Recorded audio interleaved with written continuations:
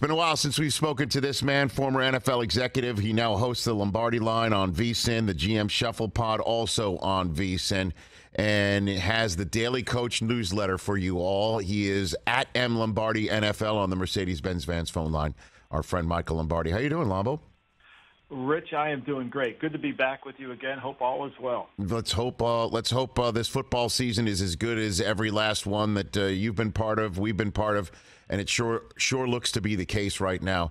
Which team coming out of preseason concerns you the most based on off-season maneuvers and whatever you've seen over the last several weeks, Michael? You know, the Cowboys, they won 12 games last year, and really after the season, that heartbreaking, they got physically beat up, especially in their offensive line against a better 49ers team who dominated them at home that day. And losing Smith, their left tackle, and losing some other elements, Collins, their right tackle. These are two guys that are hard to replace. Now, Terrence Steele's going to go in at right tackle, but what's going to happen? You lose your left tackle in the National Football League. It's hard.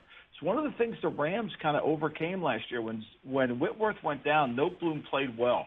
They were fortunate there. Everybody was worried about that depth there that came through. I would say Dallas, where they were last year and how Philly has improved, to me is the 1-2 teams that I'm looking at. Yeah, when Tyron Smith went down, it just sealed for me what I've been trying to talk myself into for the last several weeks, is that Philadelphia, this is their division to snatch from Dallas, because I just didn't like some of the moves that happened with Dallas this offseason. I know Micah Parsons is going to be better, just the way things happen, certainly with generationally talented kids as he appears to be. I just don't know how you replace Tyron Smith despite his injury history over the last couple of years, Michael. Well, they drafted Tyler Smith to go over there, but they were putting him at left guard, figuring they had another year. Now, we'll see what they do, how they maneuver this offensive line. And he's had a propensity to have holding penalties. So, look, I think the defense can certainly be good. Sam Williams looks like a bright young rookie.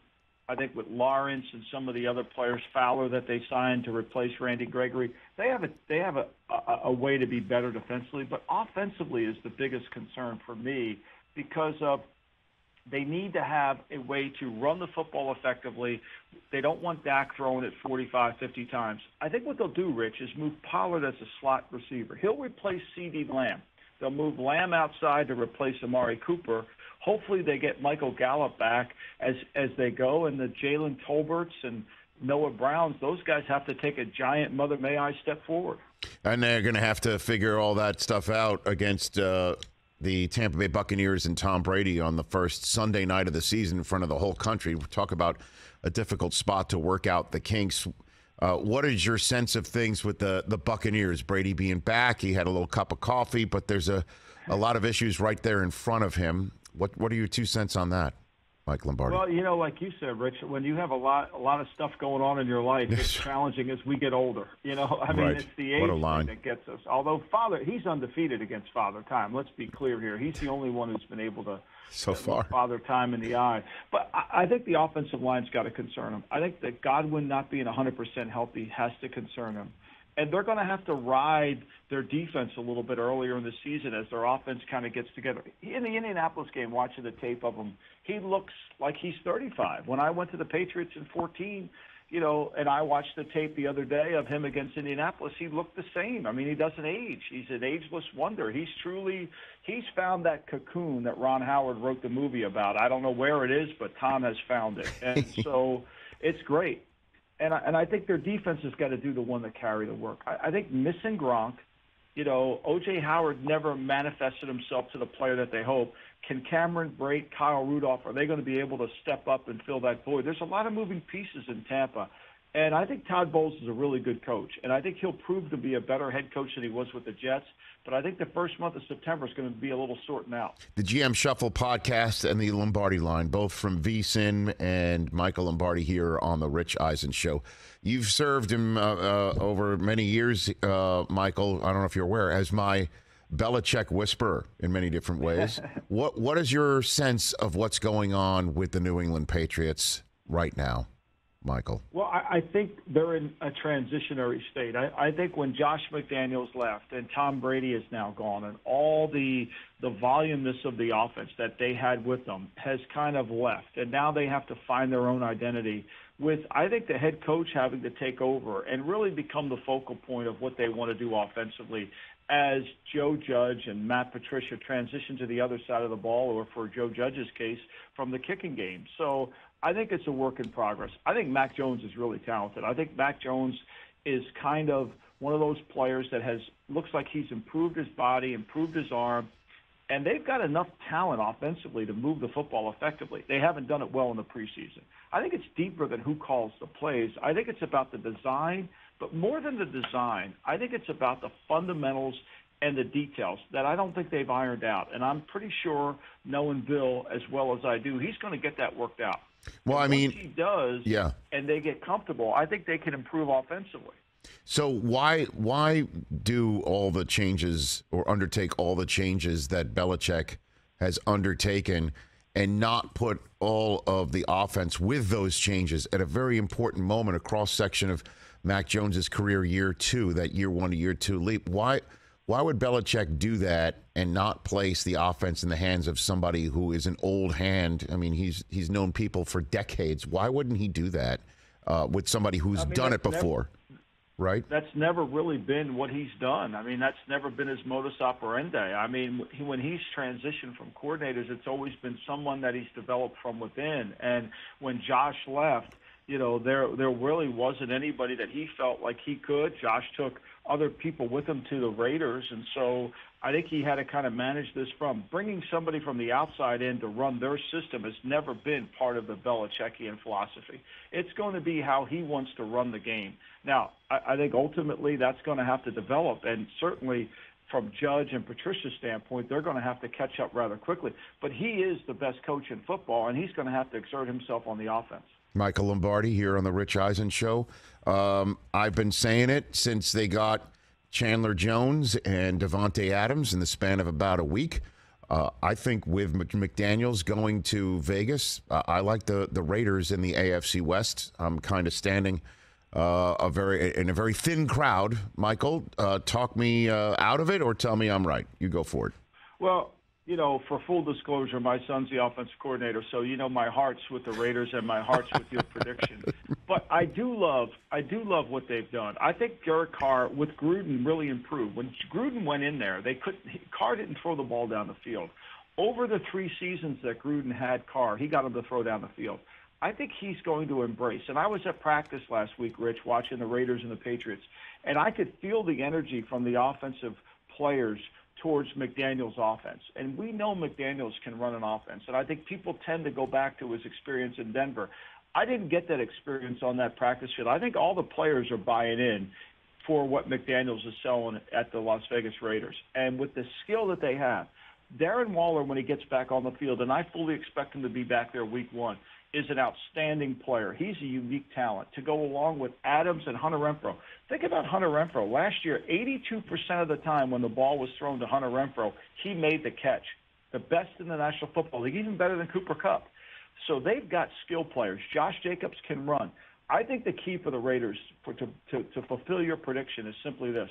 They must play from in front. And that allows Max Crosby, Chandler Jones to rush the passer, to do what they do really well. If they get into a slugfest or have to play from behind, their offensive line will get exposed, and their lack of size and power on the edges will also be affected. So, yeah, and also Mick has got to call a heck of a game, right, your son? Yeah. Well, I think he's got Josh to help him a lot. That helps him with that, too. Well, I mean, you're as locked in as they possibly can come. You must even know the real estate agent who had to tell, his boss, Tom Brady's not taking the house, right, in Vegas? You must even know that person? Well, that is it. I said this on Instagram on one of those reels that I was taught how to make by my dear friend, his daughters. Yes. I mean, Dana White doesn't need to verify the story. It's true. I mean, it's very true. And I don't know the reasons why John got cold feet, but it is a true story. I mean, John, I can't believe that. And I love Derek Carr. I do. But how do you get Brady and Gronk knocking on your door at that point in time. And obviously, it's not a guarantee that Vegas would have had the same success as Tampa. But what is it? Like, because doesn't Gruden love, old school veteran quarterbacks? I mean, Brady is the king of that. I don't get it. Yeah, but I think I think it would have been a hard marriage. I think Gruden likes old school quarterbacks that'll kind of do what he wants them to do, and I think Brady typically likes to do what he does. They're two different systems. I think it would have been a hard marriage because Brady comes from a unique way. I think Derek Carr's learning that now. I think Derek Carr's experienced it with Josh McDaniels. It's a completely different way of operating an offensive football team, the Patriot way that has happened over the time from Charlie Weiss to Josh McDaniels to Billy O'Brien and then back to Josh again. It's a unique way. And I think that John's different in how he approaches the game from a team's collective standpoint, and I think that would have probably frustrated Brady. I guess so, but just to linger on this one a split second here longer, Michael Lombardi, is just, didn't Tom Coughlin change his stripes, right? Or his spots? Honestly, like I think the mark of a great coach is adaptability, right? Right. And so you're going to have to adapt. And look, when you look over John's career, Rich, he never has trained a young quarterback in his system. He's always had veteran guys. Rich Gannon, MVP of the league in 2002, not with Gruden, but with Bill Callahan. But in 2001, he was very good with Gruden. And then, Brad Johnson in Tampa Bay. And, the kind of players that he gravitates himself to are guys that are not quite at elite level. He makes them better. I don't know if that would have worked. Michael Lombardi here on the Rich Eisen Show. And the few times that you've been on this program over the years, Michael, I definitely picked one thing up when you said whoever would look at Herbert and Tua on the same field and says, let's go with Tua over Herbert, was just out of their minds. How do you think this is it, right? I mean, this is it for Tua to have a shot to be an everyday starter and star in this league. He's got 1 year left, I think, in which to do it. If he doesn't, who knows? People knock around and then get another shot eventually again. But this is an important year for Tua. Do you think he's set up for success? Do you think he will show what the Dolphins saw in him and a lot of other evaluators, Michael? Well, I think they're trying to convince themselves. I mean, you've never heard a better propaganda campaign about a player in preseason than you have about Tua. I mean, it's really every day he's been sensational. I mean, and to me, you never had to hear a coach say Tom Brady was sensational. He just was, and when you examine Tua's career, it's, the throws, he's very accurate. He doesn't have elite size. He doesn't have elite speed. He doesn't have elite escapability. And if you rush him a certain way where he's forced to play quarterback from the pocket, he's going to struggle. Now, I don't know the name of the punter, but he has less 30-yard completions in the air than most every player. I mean, he doesn't throw the ball down the field. Now, I know he's got Tyreek Hill this year, but it struggles. I mean, in the two games he played against the Patriots, the one game he won at the end of the year, he threw 109 yards passing. I mean, he plays, and I think to me what often is overlooked about Tua is when the weather turns bad. Watch the Tennessee game when it started to rain late in the season and he couldn't really grasp the football and make those plays. I don't see it, Rich. I think, can he be effective? Sure. Can you put better players around it? But to win in the National Football League, to win a title, you've got to be able to throw the ball from a drop-back pass game when the other team knows you have to throw it. And I don't think Tua can do that. And I think you can mask it along, but at some point, you've got to be able to do what I just said, and I don't see it. And a crucial moment for the 49ers. We all knew they'd have to turn to Trey Lance. That was going to happen, or whoever they were going to choose third overall. The minute they made that trade for a young quarterback and moved up, you knew Jimmy G, the clock was ticking for him, and now it appears to be this is it. They're going to do it, even though there was some ups and downs last year, and this preseason didn't really set many hairs on fire. What are your 2 cents on Lance and the 49ers and their setup for success this year, Michael Lombardi? Well, I think they went all in on Lance. I'm not sure. And I've said this, and I truly believe that Kyle would have picked Mac Jones. I think he got convinced to take Trey Lance as the bigger upside player. That's been debated over time. I still see it the way I see it. I would say this, Rich. I think what Kyle's going to do offensively will look more like the RG3 offense when he was in Washington. I think Kyle knows he can't run the offense that he ran with Garoppolo right now with Trey Lance. That's not going to work. He's not going to sit back there, process, read it out. I think you're going to see a little bit of the single wing. I think you're going to see a little bit of what Buffalo did late in the season, where they run their quarterback, where they put him involved in the run game and try to get him on the perimeter, try to get him high-low reads outside.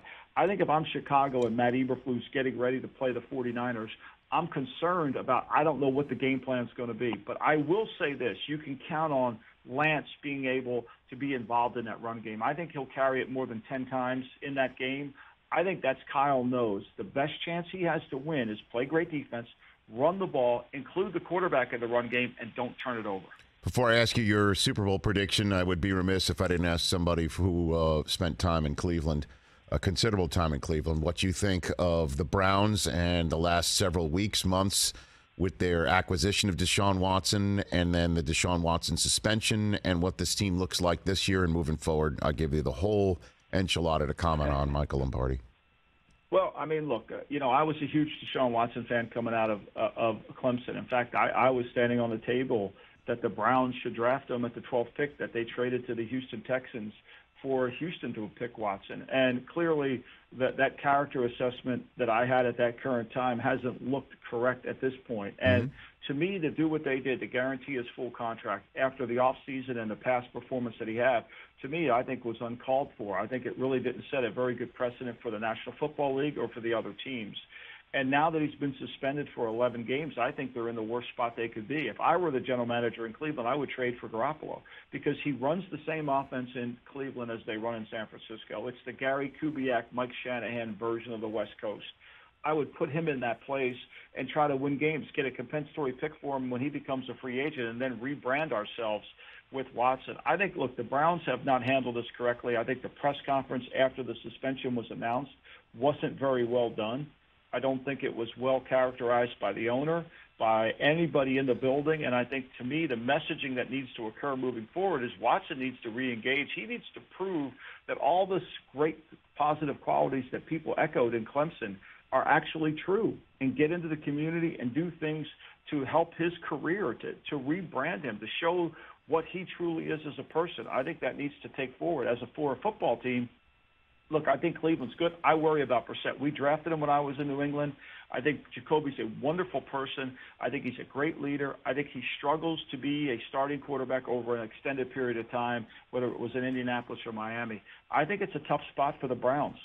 Yeah, and then two things you just said I want to just follow up on, Michael, that you think that the 11-game suspension puts the Browns in a very difficult spot. Peter King, in his Football Morning in America column today, said he learned that Roger Goodell heard from many owners saying they didn't want Watson suspended for a full year because that allows the Browns to get another year on the back end of his contract, and that it would also financially help the Browns this year, that making sure that Watson had a suspension less than a year would put the Browns in a very difficult spot. And that came from a lot of owners very upset about the way that the Browns handled his contract by guaranteeing all of it. Would you echo those sentiments? You think that's feasible, having been in many owners' rooms and meetings rooms like that, Michael? I think there's no doubt. Every owner. In fact, my reaction to the contract when I heard it was, oh, my God, they just violated the secret code of the NFL of guaranteed contracts. Look, when I was in the league, you had to fund contracts that were skill and injury guaranteed, skill, injury, and salary cap. You had to send the future year money to the league office and put it in an escrow account. No owner wants to do that. No business wants to tie up their money out of the cash flow and put it in an escrow account. This was put in place back in the 1960s when teams were worried about folding, about not having enough money to beat payroll, when the league wasn't as solvent as it is today.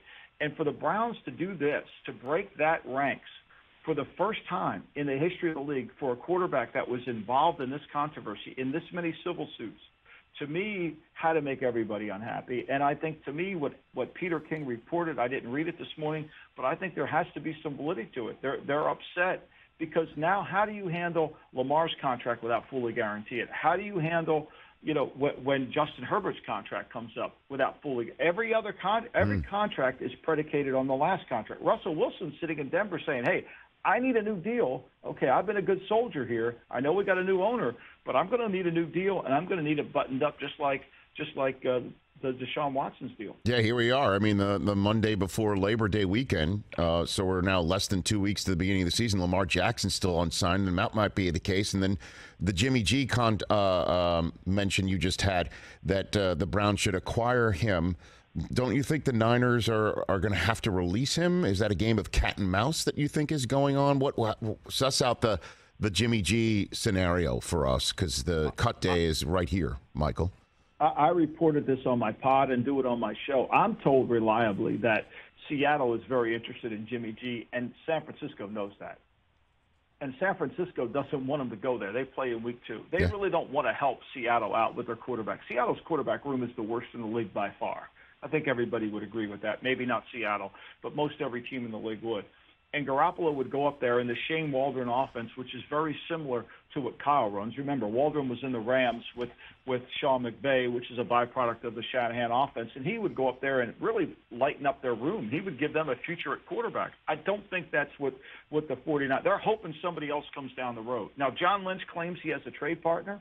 I don't see it. Ian Rappaport reported a couple, I think the other day, that he's hearing no trade. Nobody's talking. I was with a bunch of teams, and they told me there's no trades talking up with them and with the 49ers. So, yes, Rich, to answer your question, I do believe they have to release him. I think they're going to wait as long as they have to, because remember, right now, only the top 51 players count on the salary cap. Only the top 51. So they can get away with it right now. But once the season starts and you have to count everybody, that cap flexibility that they currently hold today won't be in place. So they could wait till, the Friday before the opener in Chicago? I think the Friday before, yes. They could definitely wait that. But they're really, I mean, to me, and look, let's put this perfectly in perspective. The guy in complete control of Jimmy Garoppolo currently right now is his agent, Don Yee. Because unless Don Yee renegotiates the contract, no team's taking that salary. So even though John Lynch may want to trade Garoppolo to some team, he can't do that unless really Don Yee okays a reduction, because not many people in the league have $25, $26 million of cap room to take on the contract. So much to think about. All right, Michael, what's your Super Bowl prediction? Go for it. Who do you think plays in Arizona for the whole deal? We have a great betting guide that we put out, the NFL betting guide, and they make all of us do our Super Bowl prediction. I urge everybody to check it out on VSiN.com. Yep. I have Green Bay and Kansas City. I think this is Green Bay's moment. I think Aaron Rodgers is ready. I know the receivers are going to be young. I think Green Bay's really good on defense. I think this is the best defensive team Green Bay's had in a long time. So they're going to be really good on defense. So you like Aaron Rodgers, despite the loss of Devontae Adams, to go and win the NFC and then win the whole thing? That would be a remarkable turn of events. That would surely be amazing for Packer fans. In my new book that will come out next football season, I ranked the top 100 players, and when I wrote up Aaron Rodgers, I compared him to a dart player, the greatest dart player of all time over in Great Britain, Phil Taylor. Look, one thing about the Packers, Rodgers is going to give you a catchable ball. I don't care who plays receivers. Michael Lombardi, thanks for the time. Greatly appreciated. Everyone, check out the Lombardi line on VSiN. GM Shuffle Pod also on VSiN. The Daily Coach newsletter. Look for more of my phone calls, Michael. Thanks for the time, brother. Thank you, Rich. Appreciate you. You got it at M Lombardi NFL on Twitter. I follow him. You should too.